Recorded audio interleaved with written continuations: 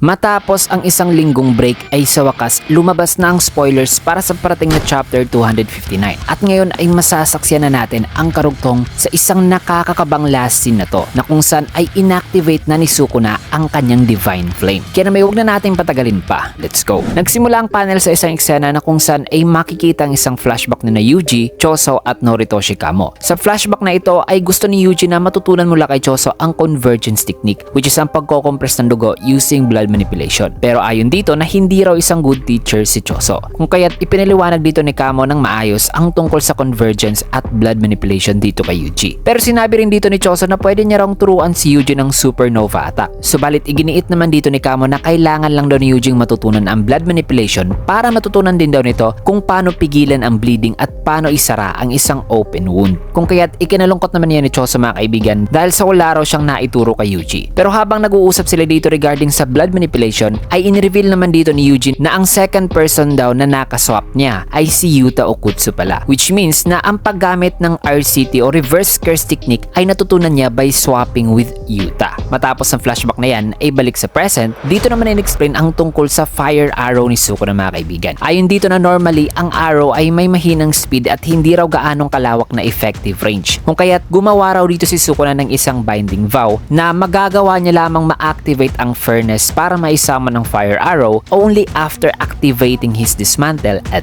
cleave. In exchange, ay mas mapapabilis na niya ang pag-travel ng fire arrow at mas mapapalawak pa niya ang effective range nito. Kasunod yan ay may kita naman si Rouming nakangiti habang sinasabihan si Hakari dito na panalo na raw sila. At may kita dito ang napakalaking damage na naidulot ng fire arrow ni Sukuna na ayon pa ng narrator na ang init daw na nagmumula sa pag-activate niya ng furnace ay nagre-result daw sa pag-decompress at pagbigay ng pambihirang pressure within sa effective range nito na nag-lead daw mga kaibigan sa pagkamatay sa lahat ng living being ngayon sa loob ng domain ni Sukuna. Nadagdag pa rito ng narrator na ang fire arrow ay ang ultimate technique daw ni Sukuna na tumapos raw kay Mahoraga gamit lamang ang single strike. Paliwanag pa rito ng narrator na during daw sa pagpaglaban noon ni Sukuna kay Gojo ay paulit-ulit lang daw ni Sukuna ng iniba-iba ang specifications ng kanyang domain. Tulad na lang daw ng pagpapanarrow down sa effective range ng kanyang domain na naging dahilan kung bakit hindi raw noon sapat para kay Sukuna na i-activate o buksan ang furnace. Kung kaya during sa kanyang pagpaglaban noon kay Gojo ay isinil niya lang daw muna ang kanyang fire arrow noon. Matapos niyan,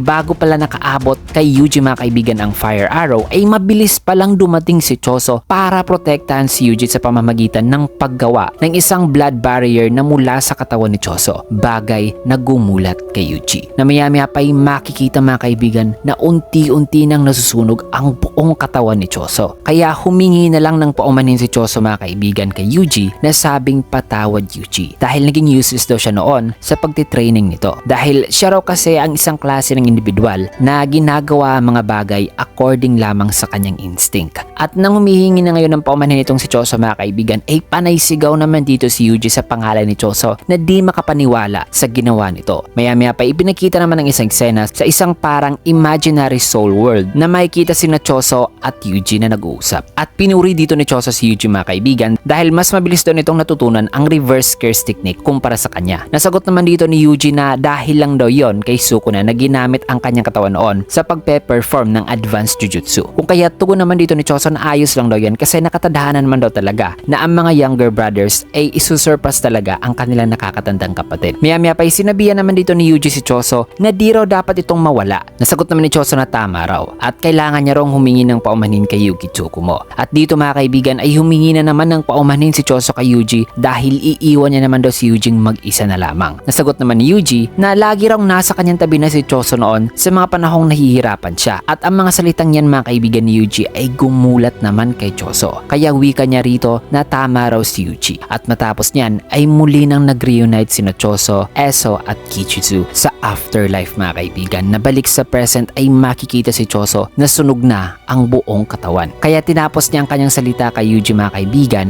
na nagpapasalamat daw siya dahil naging kapatid niya si Yuji. Habang makikita na unti-unti na nagiging abo ang buong katawan ni Choso pati na ang barrier nito na ginawa para protektahan si Yuji. Kung kaya't habang umiiyak ngayon si Yuji mga kaibigan ay pinasalamatan na ni Yuji si Choso na wikang thank you big brother. Mga salitang nagpasaya kay Choso mga kaibigan kasi matagal nang gustong marinig ni Choso mula sa mga bibig ni Yuji na i-address siyang big brother. Na matapos niyan ay tuluyan na ngang naglaho at naging apo na ang buong katawan ni Choso. At habang makikita na burado na ang buong kapaligiran ay dito'y sinubukan pa sana ni Eugene humingi ng tulong mga kaibigan at hinahanap ang kanyang mga ibang kasamahan. Na ayon pa ng narrator na kinonvince daw noon ni Eugene na isa lang daw siyang cog sa sistema. Isang pyesa na magfulfill lamang sa role nito. Pero dahil sa nangyari ngayon ay pinayanig na raw ang foundation ng resolve ni Yuji. At ngayon ay instead na ang kanyang resolve ay nakadepende sa kanyang role bilang isang pyesa sa sistema, ngayon ay nagkaroon na siya ng resolve na bumawi sa buhay na isinakripisyo ng kanyang kapatid para protektahan siya. Maya-maya pa'y dumating na si Suko na mga kaibigan. Ngunit kasabay ng kanyang pagdating ay may isa ring taong dumating sa eksena at yan ay walang iba kundi si Aoi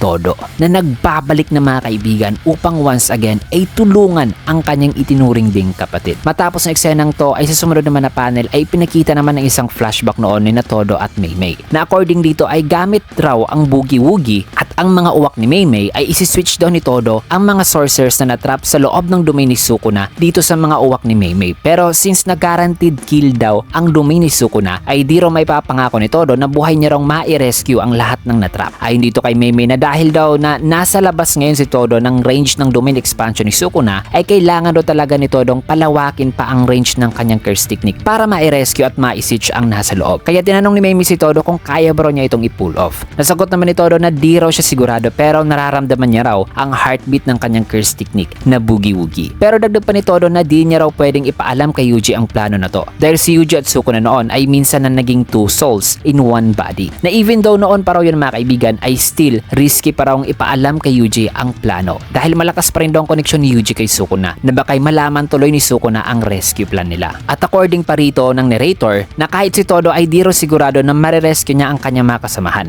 At ang rason daw na di niya na-switch si Yuji at Choso sa labas ng domain ay dahil malayo raw pala sa range ng curse technique ni Todo ang lokasyon ni Yuji na nasa sentro raw pala ng domain ni Sukuna. Also di pa rin ay paliwanag dito mga kaibigan kung paano at bakit nagagamit pa rin ni Todo ngayon ang kanyang curse technique. Kaya matapos niyan ay balik sa present na dito ay dahil sa hindi pwedeng ipaliwanag ni Todo kay Yuji ang current situation at ang kanilang plano ngayon ay dito ay in-encourage na lang ni Todo itong si Yuji sa pamamagitan ng parang low-king pagsabi sa kanya na ayos lang daw ang kalagayan ng kanilang mga kasamahan which is si Namaki. Bagay na nagbigay ngayon ng kaunting relief kay Yuji at nagpabalik sa kanyang resolve sa pag-iisip na kailangan niyang magtiwala ngayon kay Todo na ayos lang si Namaki. Kung kaya't dito na naghanda ang dalawa habang may kita rin si Suko ng nakangiti na naghahanda na rin. Naayon pa ng narrator na nasa state na raw ngayon si Sukuna na mahihirapan ng gumamit ng curse technique after activating his domain expansion. So yan mga kaibigan, parang bittersweet talaga ang spoilers ngayon dahil may na maalam pero meron ring dumating. At dito muna natin tatapusin ang video sa eksenang to pero abangan nyo na rin ang full chapter review natin para sa mas malinaw at in-depth pa na review at mas dama pa